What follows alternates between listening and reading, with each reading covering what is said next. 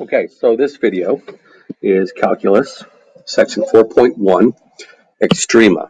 Okay, we're talking about extrema, and yes, we're talking about extrema on an interval, and we'll include on an interval as well as overall extrema. Basically, extrema, right? Plural of extreme, one extreme, two extrema.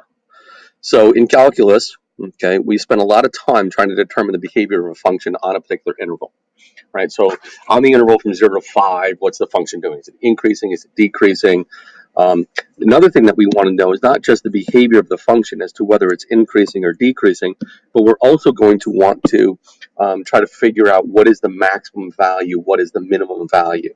Okay, so basically in the extrema, we can look for a minimum value, we can look for a maximum value. Okay, when I talk about on an interval, let me just do a little picture here. Suppose I have a function that looks like this, okay, and overall, what is the maximum? Well, this point right here would be the overall maximum. We also know that this point here is going to be a maximum, but it's a relative maximum, or we've got a minimum here, a relative minimum. So what we may do is we may say, let's pick a particular interval, and let's suppose that we look at the interval from A to B, and on that interval find the maximum value, or on that interval find the minimum value. Okay, so that's what we mean when we talk about the value of a minimum or a maximum on a particular interval. Okay, not to read you all these paragraphs here, but so the minimum and maximum of a function on interval are the extreme values. Okay, the extreme values or the extrema. So the minimum maximum. Okay, we're also talking about absolute minimum, absolute maximum. Sometimes they call global max. I call them absolute minimum, absolute maximum, or for short, absolute min, absolute max. Okay, basically, let's look at some of these formulas here. First thing we want to look at is this thing called the extreme value theorem. Okay, so let's suppose that we're looking at a function on a closed interval from A to B, and you should remember from pre-calculus and from algebra what a closed interval is. Okay, if I look at a function on a closed interval, it will have both a maximum and a minimum on that interval. So as an example here, again, let's look at this quadratic function. This quadratic function has an absolute minimum, which we've learned in algebra is called the vertex. We have an absolute minimum, but notice that there is no absolute maximum. If I look at it as a cubic function, let's make it an increasing cubic function. This function has neither an absolute maximum nor does it have an absolute minimum value. Okay, but if I look at a closed interval from A to B, now remember the closed interval would be like, so x is between A and B inclusive. That's a closed interval. If x is between A and B exclusive, so we don't include the A and we don't include the B, the circles at the endpoints of the interval would be open, and that would be an open interval. Okay, since we're including A and B. If we were to graph this on a number line, right, here's A and here's B, because of the equal to, those circles would be closed, and so we would call that a closed interval. So what you'll notice is on the quadratic function, if I pick a closed interval from A to B, and I'm just looking at this part of the function here, notice that there's an absolute minimum still at the vertex, but also on that interval, there's an absolute maximum, which happens to be the endpoint of that interval. Same thing on the cubic. If I say, let's go from this interval here, here's A, and here's B, okay, and so I'm going to look at this interval from A. Well, that's a lot wider than I thought it was going to be. Let's go from A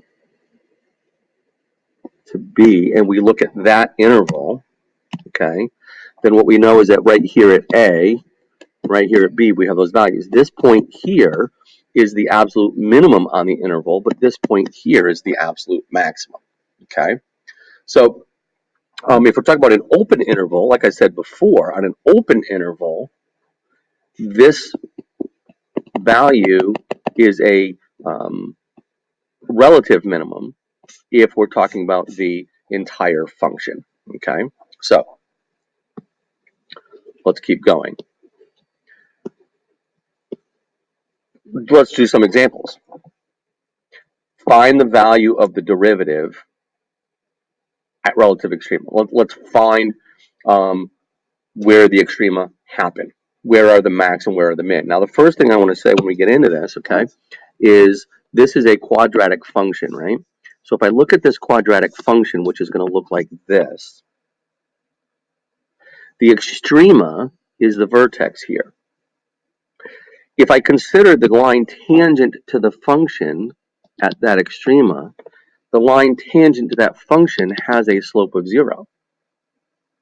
In other words, the derivative of the function there is equal to 0, because remember that the derivative is equal to the slope of the line tangent to the function. If I look at values over here, they would have a slope that is greater than 0, and so the derivative would be positive. But if I look to the left of that, my slopes are negative, and so my derivatives would be negative. Okay, so if what I want to do is I want to find the minimum value, I need to find what value of x has a horizontal tangent line. In order to find what value of x has a horizontal tangent line, what I need to do is I need to simply find the derivative. Okay, now at x is 0, we'd have a slope of negative 8. At x is 2, we'd have a slope of negative 4, right? F prime of 0 would be 2 times 0 minus 8, so that would be negative 8. At f prime of 5, 2 times 5 minus 8 would be 2, and so we would have a positive slope. If all I want to do is I want to find the value of x where the function has a minimum value, I simply need to take the derivative, set it equal to 0. In calculus, we spend an awful lot of time with the algebra of taking a function, set it equal to 0, and solve for x. So I'm going to take my derivative, 2x minus 8, set it equal to 0, and solve for x. So x equals 4 is the value of x where there's an extrema. Okay, so this function will have a minimum value at x equals 4. If I want to find what the minimum value is, what I would do is I would say I'm going to find f of 4, and that's going to be 4 squared minus 8 times 4 plus 5, and so I get 16 minus 32 plus 5 is negative 16 plus 5, or negative 11. So this function has a minimum of negative 11 at x equals 4. Okay, so that gives us a little bit of an idea how to find minimums and maximums. Okay, one thing I do want to show you, I'm going to go a little off script here. I like to show this repeatedly, that if I have f of x is ax squared plus bx plus c. If you recall, in the past, we've been told that if we want to find hk, the vertex of a parabola, one thing that we can do is we can say that h is going to be negative b over 2a, and that gives us the x value of the vertex. Where does it come from? And in pre-calculus and in algebra, we try to come up with some reasons and ways to show that that's true. And those methods are valid, but I think that they're not quite as elegant as what I want to show you here. So suppose I want to take the derivative. That's going to be 2ax plus b, correct? Now I want to find the value of x where the derivative is equal to 0. Because if this is my quadratic, the vertex is where the derivative has a slope of 0. So 2ax equals negative b, x equals negative b divided by 2a, and that's where this negative b over 2a comes from, to say the h value, the x value of the vertex, is equal to negative b over 2a. Okay, so I like to continually make a lot of connections and whatnot. Number 2, let's find the values of x where there's an extrema. To find the values of x where there's an extrema, I'm going to find the derivative. 3x squared minus 6x. I'm going to take the derivative. I'm going to set it equal to 0. And then I'm going to solve this for x. So this function will have extrema at x equals 0 and x equals 2. Now, as we work through this unit, we will spend some time exploring which one is a maximum and which one is a minimum. Okay, I'm not going to forget the algebra that I've learned in the past.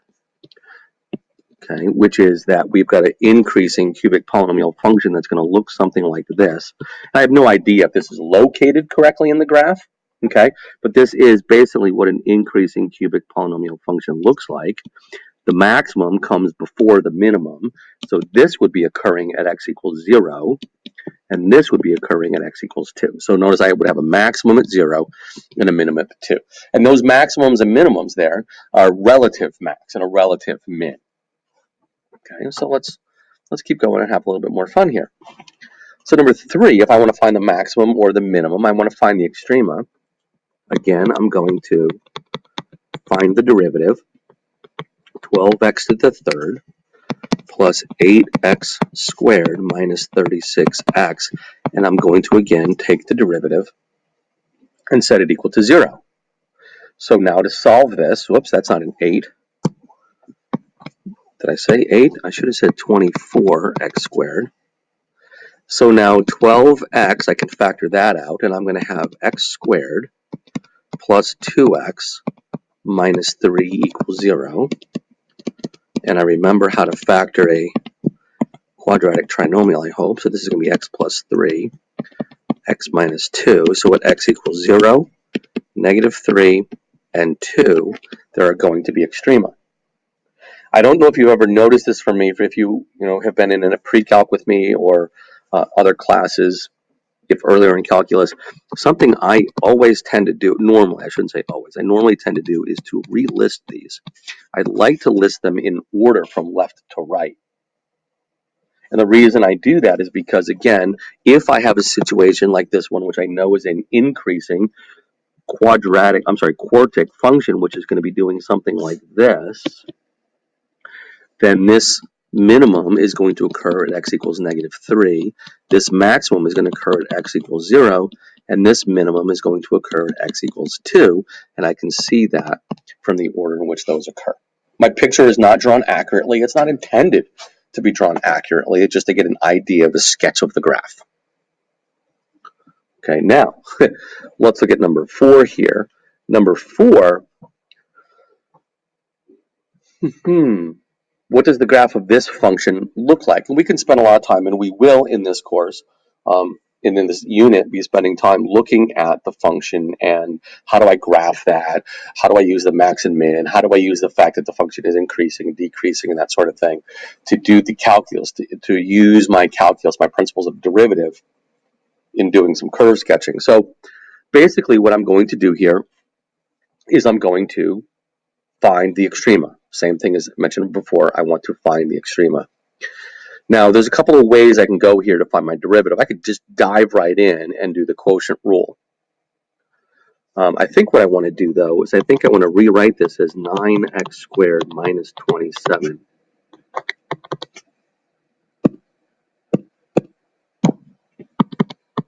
over x cubed. Okay. Then I think I want to say that they've got 9 over x minus 27 x to the negative third.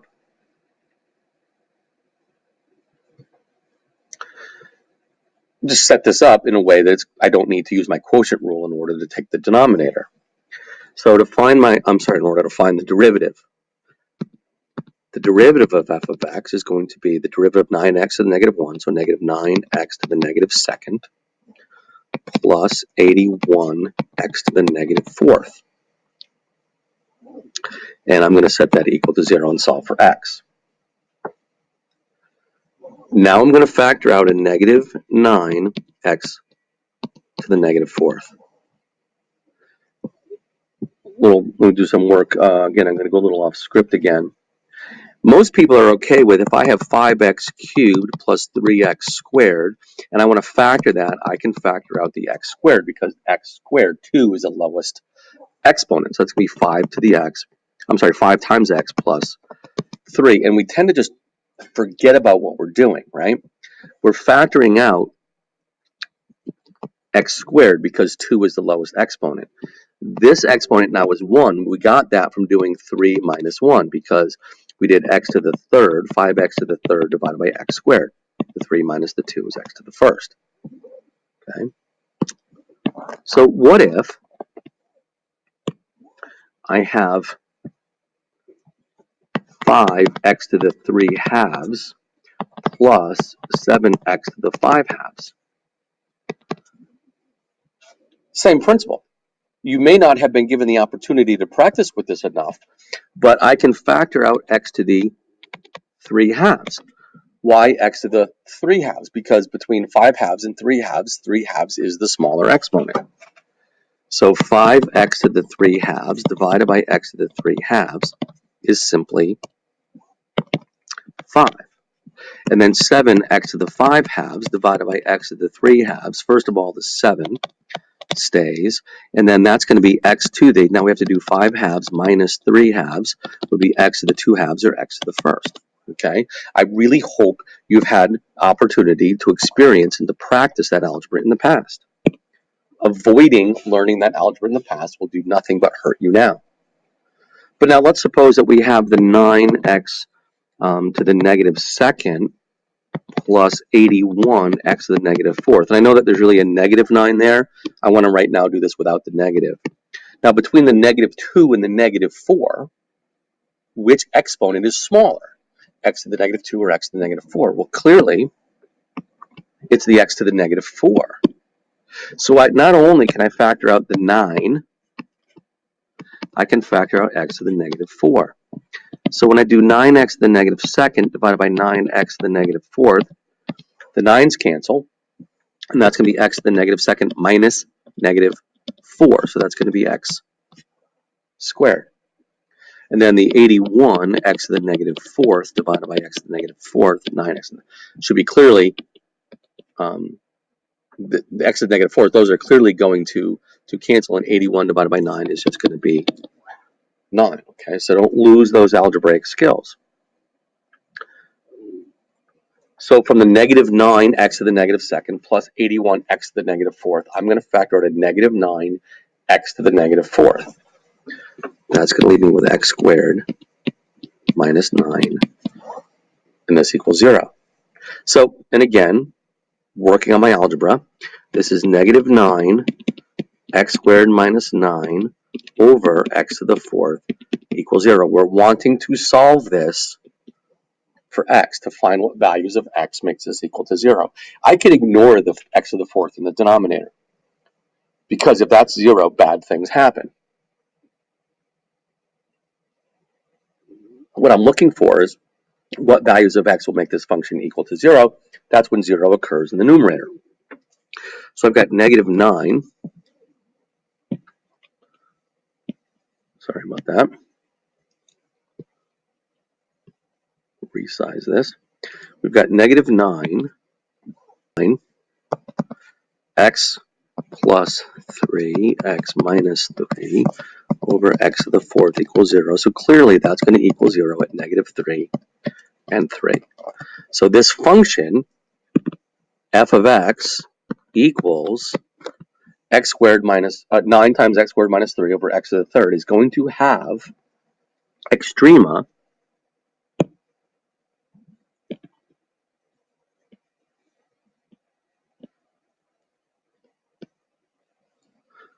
at negative 3 and at 3. Okay.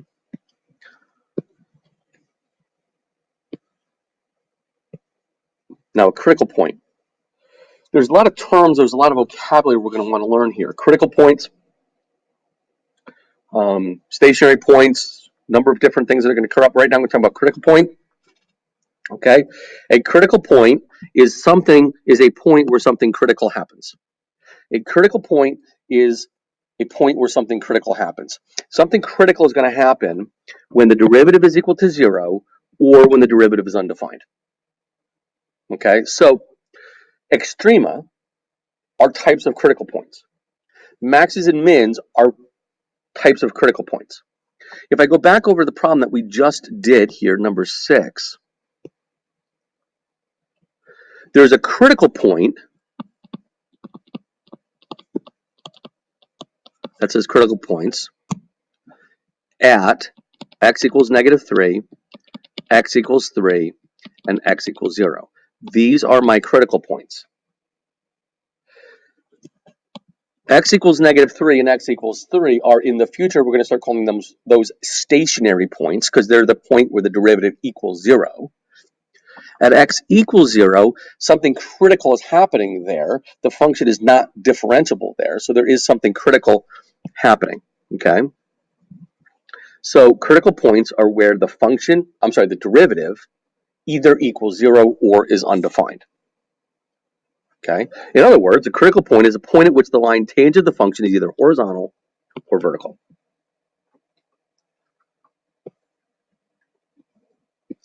Okay.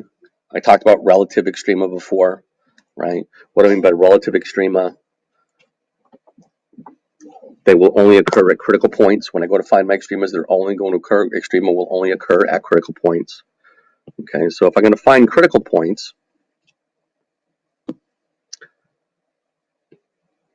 number 5, find the extrema f of x equals 3x to the fourth minus 4x to the third on the interval from -1 to 2. So I'm going to work in a couple of things here. Find the extrema. Find the critical points. To find critical points, f of x is equal to 12x to the third minus 12x squared. I took the derivative.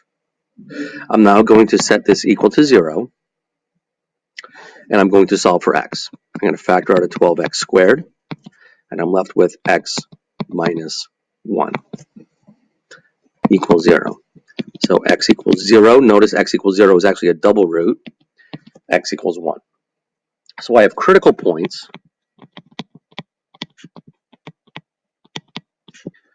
at x equals 0 and x equals 1. Those are critical points. Now, if I want to find the extrema on the interval from -1 to 2, I need to go a little bit farther. Okay?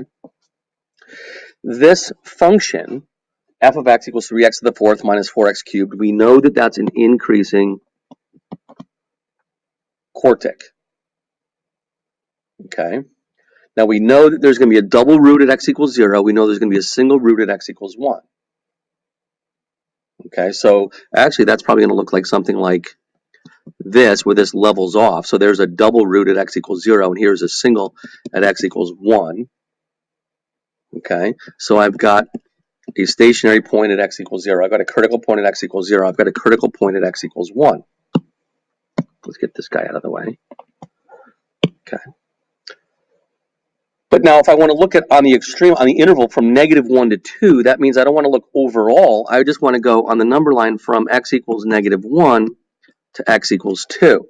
So not only do I need to consider this critical point and that critical point, but I also need to consider what's happening at -1 and what's happening at -2. So if I want to find the extrema on an interval, I'm going to find f of 0. I'm going to find f of 1. And I'm going to do this mental math, if that's okay. F of 0 is going to be 3 times 0 to the fourth minus 4 times 0. That's going to be 0.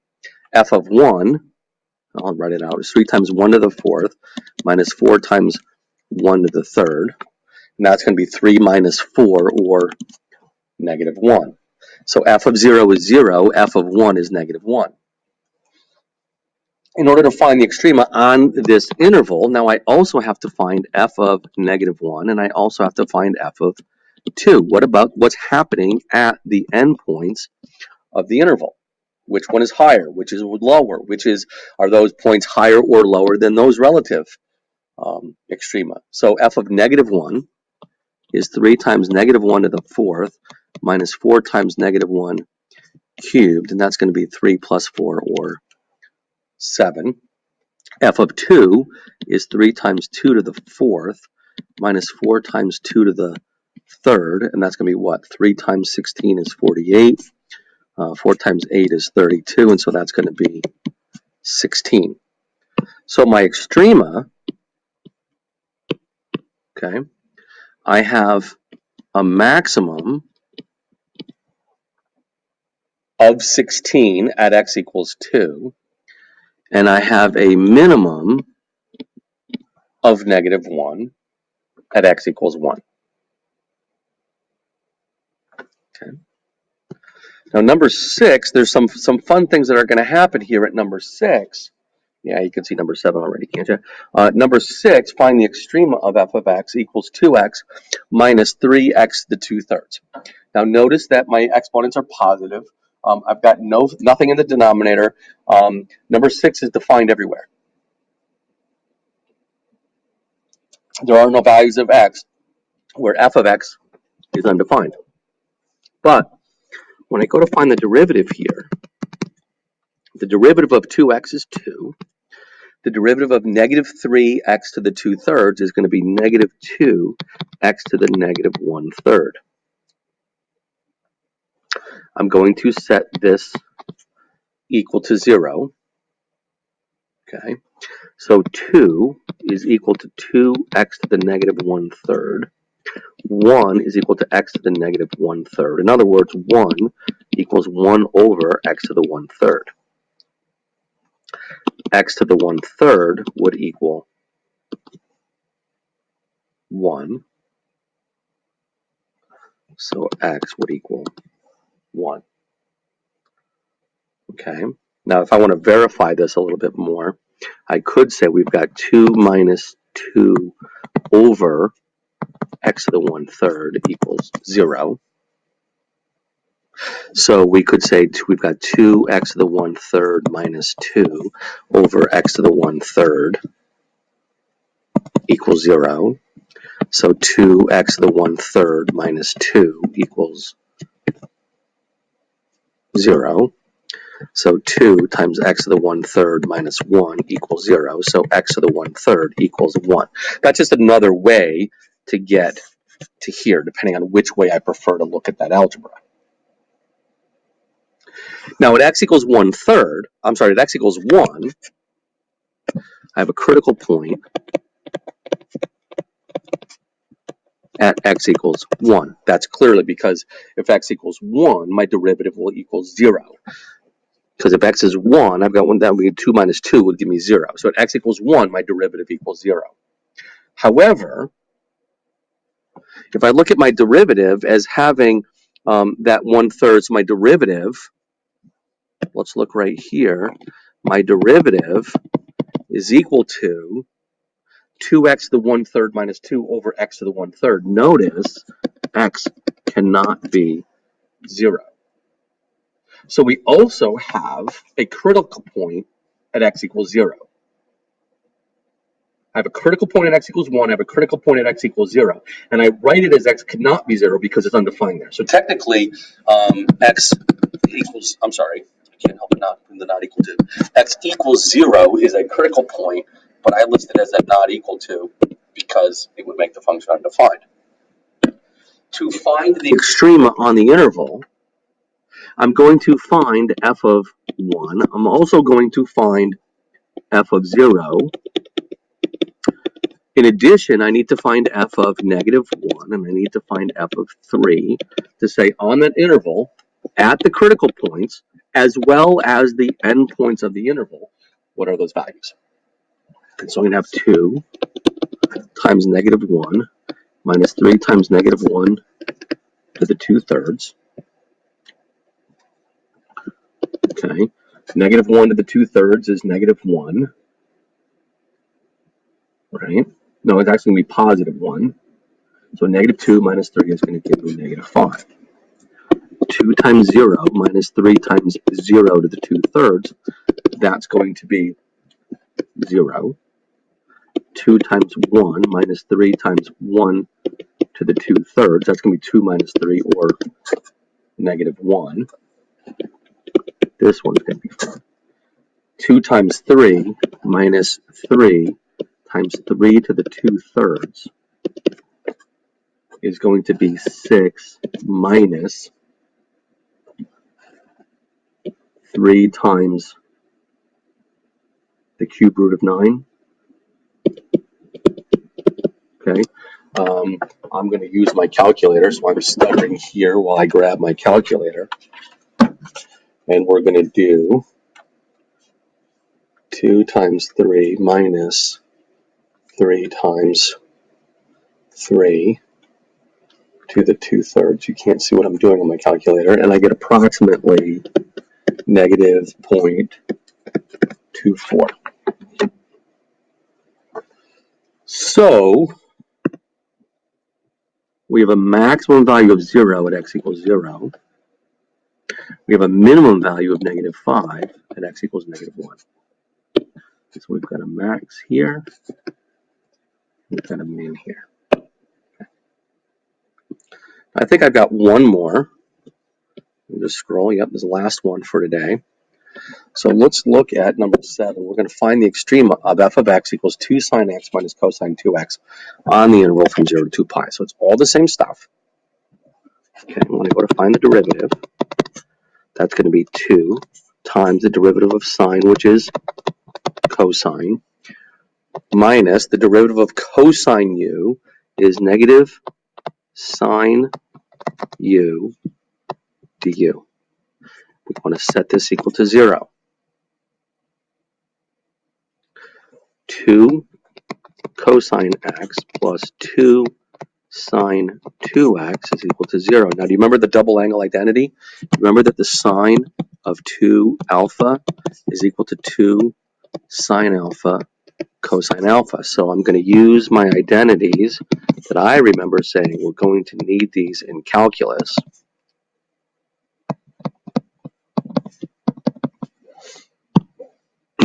I remember saying in pre-calculus you're going to need these in calculus. Now I'm going to factor out a 2 cosine x.